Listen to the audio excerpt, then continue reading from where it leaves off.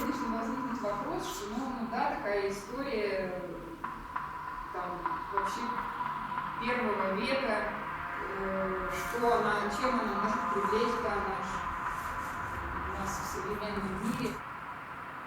Я из всех святых мучеников выбрала Варфоломея. Во-первых, потому что его кончина очень, как бы так сказать, живописна, да, и графична, и она, конечно, 1000 раз изображалась, да, в живописи, академической скульптуре, и везде, но я тоже не осталась равнодушной.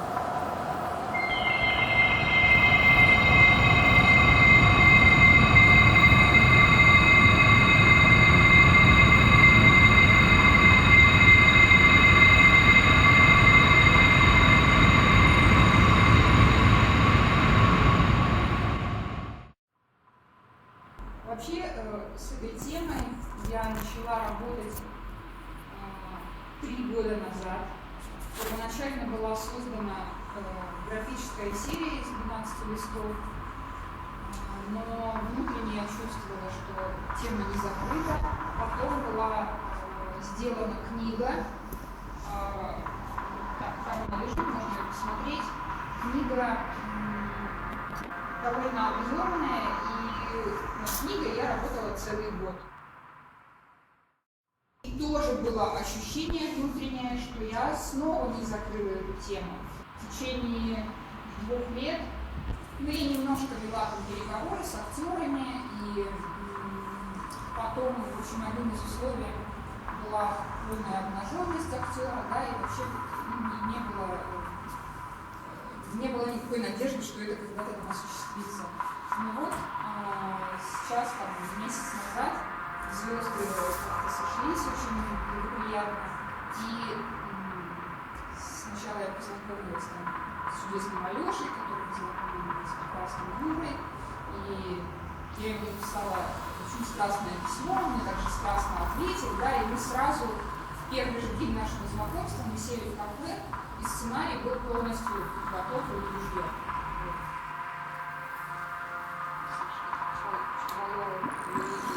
За тебя работу делаю.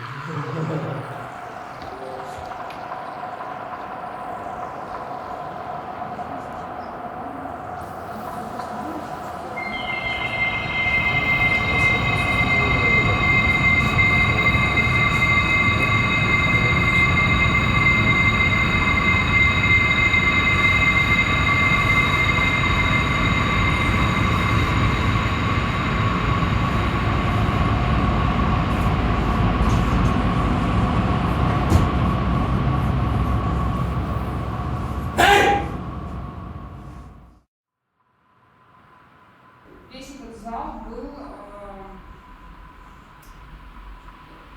представляет из себя эшафот, это был эшафот, и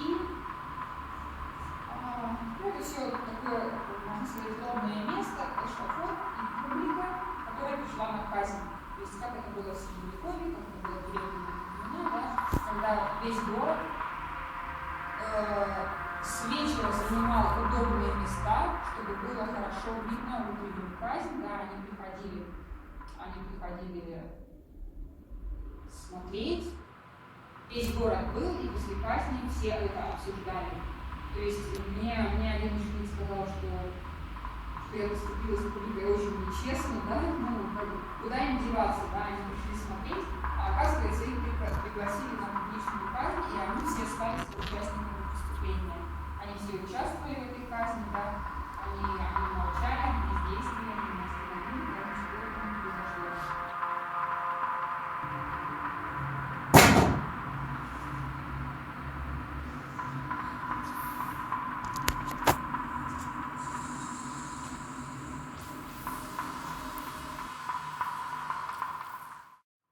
В начале 1 века Римскую империю захлестнуло апостольское паломничество, которые шли по империи и несли Слово Божье. Да? То есть они проповедовали, они приходили в город, обращали неверных, да, язычников в христианство, возводили фундамент храма и переходили в следующий город. То есть они нигде не оседали, они шли, да, и вот там, как сказано в жизнеописании, что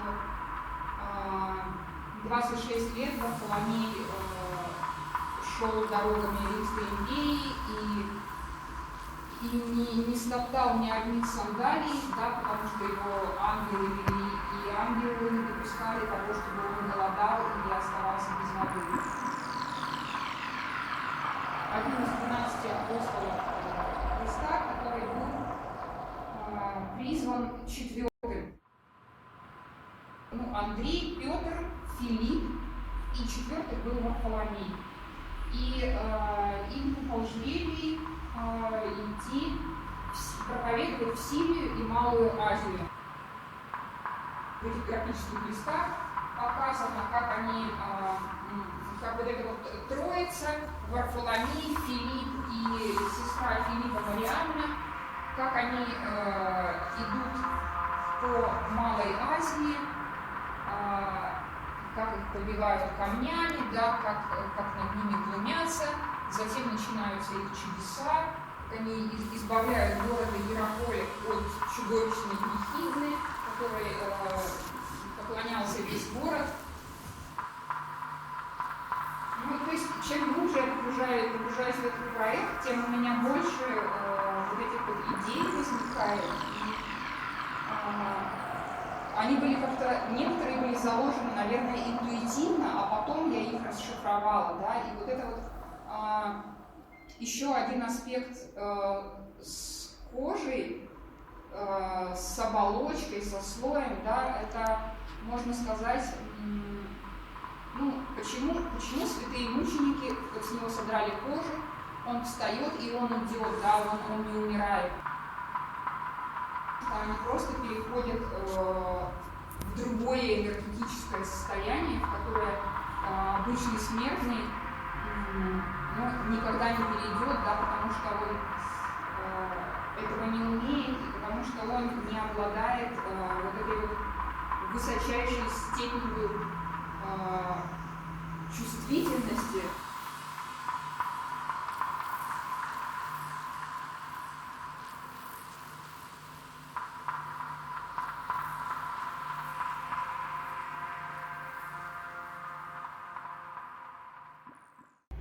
То есть почему, например, мы видим на иконах лики с изображением нимба, да? То есть можно тут раскручивать и говорить там про светящуюся ауру человека. Конечно, нимб — это не изображение ауры, да, это изображение просветленности лика, но все равно, если вот эту цепочку раскручивать, да, то вот это вот сияние вокруг человека, и аура тоже состоит из нескольких слоев, да, и это все кожа, это все мы так вот запихиваем вот в эти, помещаем в эти понятия кожа, оболочка, слои какие-то, да, которые человек может себя как скинуть, так и одеть в эти слои. Вы уже считали, да, что я изображаю, сначала в серии, потом в книге, в перформансе это было, и в оформлении интерьера, что кожа оформлена вот таким вот желтым цветом с этим ярким орнаментом. Меня уже спрашивали, задавали вопрос, это не желтый цвет у меня не несет никакого символического значения, это просто цвет максимально контрастный к черному. То есть если отбросить белый, да, желтый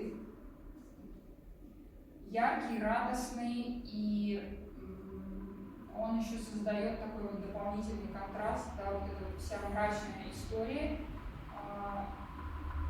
с трагической развязкой. И абсолютно и Варфоломей в радостном цвете, да, он воспринимает эту кончину свою с радостью.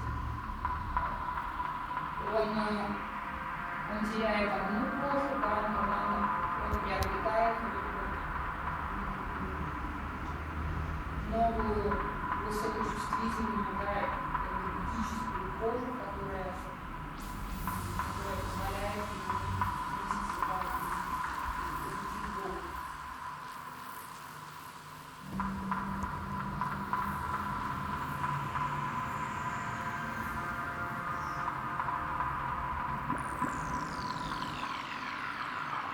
Я вообще погрузилась целиком, что называется, и в какие-то анатомические там характеристики кожи. Вычитала, вот запомнила этот факт, что все знают, что кожа это орган, да, самый большой орган человека, который по своей массе в 3 раза превосходит массу печени, да, самого большого внутреннего органа, и вообще составляет 5% от веса человека. Почему занавешено картоном? Потому что картон тоже метафора кожи. Да, в картон что-то облегает, запаковывает. То есть здесь помещение метафорично, да, считывается, затянуто кожей изнутри.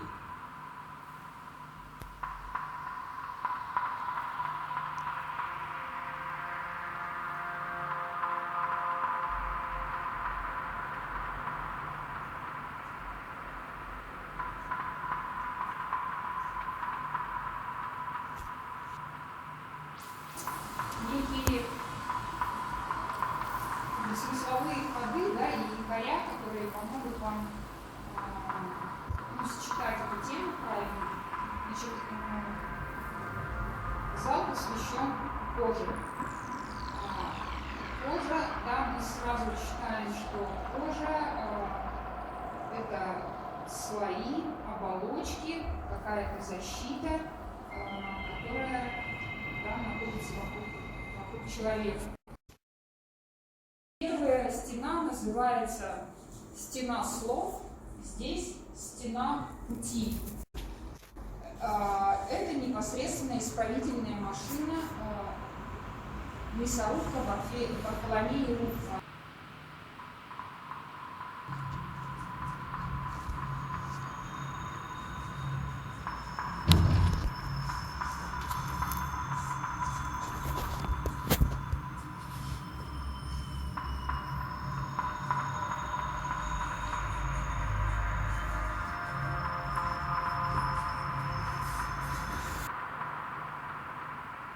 Слова, когда человек произносит слова, да, это тоже некая кожа, это его оболочка. Да, человек может говорить слова, чтобы просто что-то произносить, чтобы защищаться, чтобы атаковать, чтобы оправдывать, чтобы объясняться. Да? Это набор вот этих вот оболочек, чтобы нам скинуть кожу, составленную из слов, нам нужно погрузиться в полное молчание. Именно поэтому в начале перформанса Варфоломей несколько секунд молчал. Это, то есть он иллюстрировал вот это вот молчание, да, именно вот эту идею.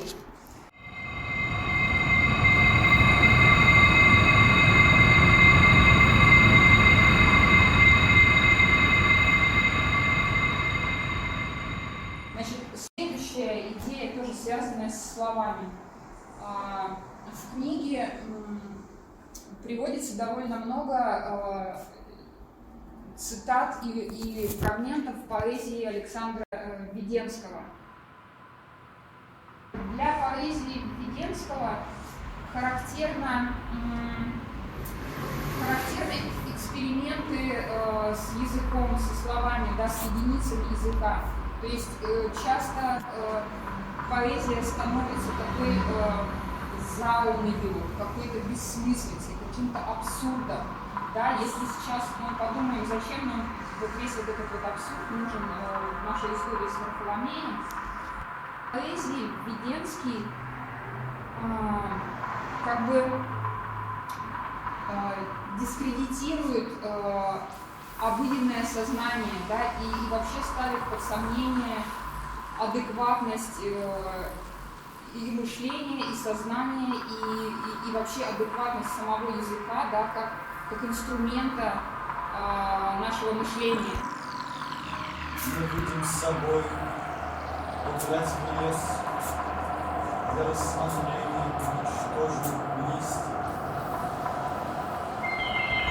а другого в себе потерпи немножко.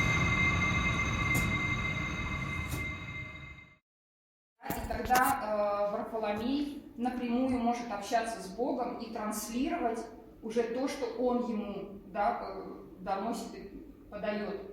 То есть вот как бы он снимает кожу обыденного языка, да, и через молитву, через вот эту вот высокую восприимчивость, да, он воспринимает язык Бога.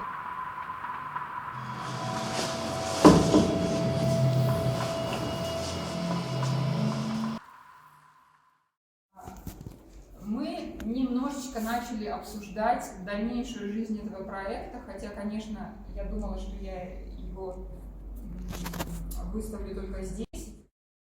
Здесь, в Новосибирске, второй раз Варфоломей умирать не будет, точно. Вот. Это будет происходить, ну, может быть, в другом городе, там, в другой галерее.